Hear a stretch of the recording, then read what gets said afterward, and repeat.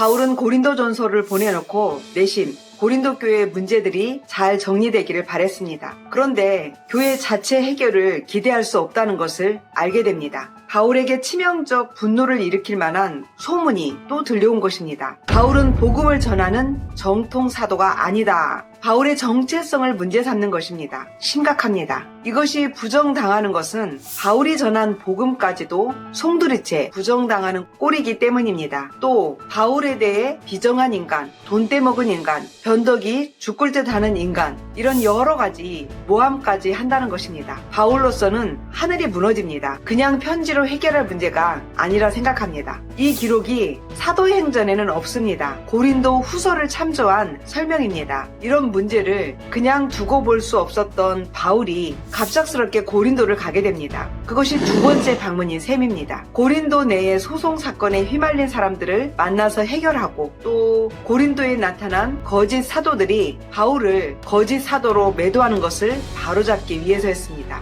그러나 막상 가보니 해결의 실마리를 당장 찾기가 쉽지 않았습니다. 바울은 시간이 필요하다고 판단합니다. 그래서 곧 고린도에 다시 오겠다고 약속을 하고 에베소로 돌아왔습니다. 그러나 그 후 결국 약속을 지키지 못했습니다. 아니, 가지 않았습니다. 왜냐하면 간다고 한들 오히려 그들에게 아픔만 주게 될 거라고 판단한 것입니다. 그 대신 바울은 복받치는 감정으로 편지를 씁니다. 내가 마음에 큰 눌림과 걱정이 있어 많은 눈물로 너희에게 썼노니 그래서 이 편지를 눈물의 편지다 이렇게 부른다고 했습니다. 이 편지를 바울은 디도의 손에 들려 고린도 교회에 보냅니다. 물론 그 내용을 우리는 다 알 수 없습니다. 다만 매우 혹독한 내용이라고 짐작할 수 있습니다. 바울의 정체성까지 의심하고 있다는 소문 때문이었습니다. 바울은 그 편지로 고린도 교회가 좀 잠잠해졌으면 하는 바람이 컸을 것입니다. 에베소의 폭동 때문에 그곳을 떠나면서도 편지를 들고 고린도에 갔던 디도가 좋은 소식을 가져오기를 바울은 기다렸습니다. 바울은 그래서 내심 드로아에서 디도를 만나기를 기대한 것 같습니다. 하지만 만나지 못하자 마음이 편치 않았다고 기록합니다. 심지어 드로아에서 복음을 전할 기회가 열렸는데도 디도를 빨리 만나려고 그냥 마게도냐로 건너갑니다. 바울은 디도가 가져올 고린도 교회의 소식에 촉각이 곤두서 있습니다. 한편 디도는 고린도 상황을 들고 바울에게로 돌아가고 있습니다. 그러니까 고린도에서 출발해 마게도냐로 와서 드로아로 건너올 생각이었던 것입니다. 그런데 극적인 상봉이 마게도냐에서 이루어집니다.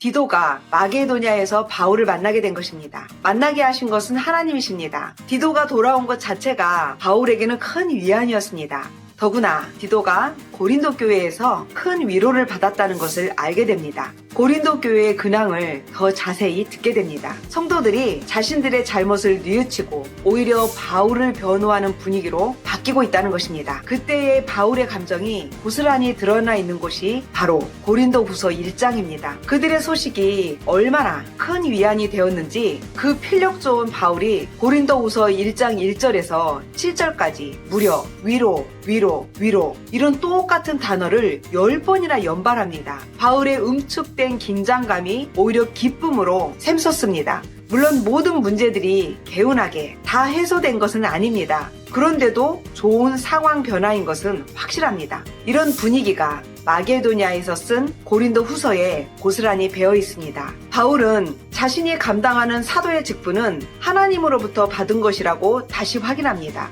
우리는 하나님께서 보내신 일꾼답게 진실한 마음으로 일하는 사람들입니다. 우리는 하나님이 보시는 앞에서 그리스도 안에서 말하는 것입니다.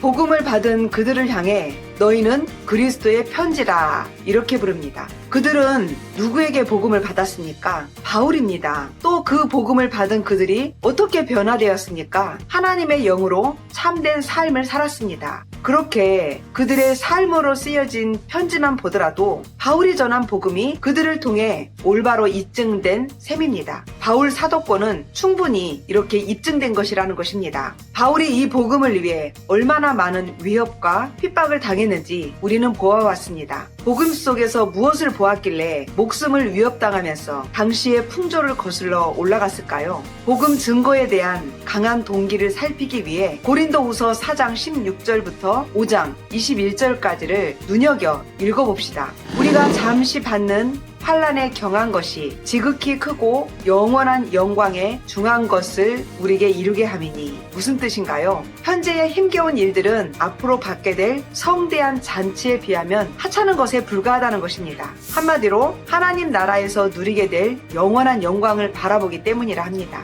영생을 확신했기 때문입니다. 최후의 심판이 있고 상급과 형벌이 있을 것이라고 확신한 것입니다. 우리 모두가 다 때가 되면 본향으로 돌아가게 됩니다. 그러나 그것이 전부가 아닙니다. 지금 현재 그 어떤 처지에서도 주를 기쁘게 하고자 하는 것이 중요합니다. 바울은 몸소 하나님 나라를 누리고 있습니다. 세상이 무시하지만 하나님은 인정해 주십니다. 근심하는 자 같지만 항상 기뻐합니다. 거의 죽을 정도로 매를 맞았지만 죽지 않고 멋지게 살아 있습니다.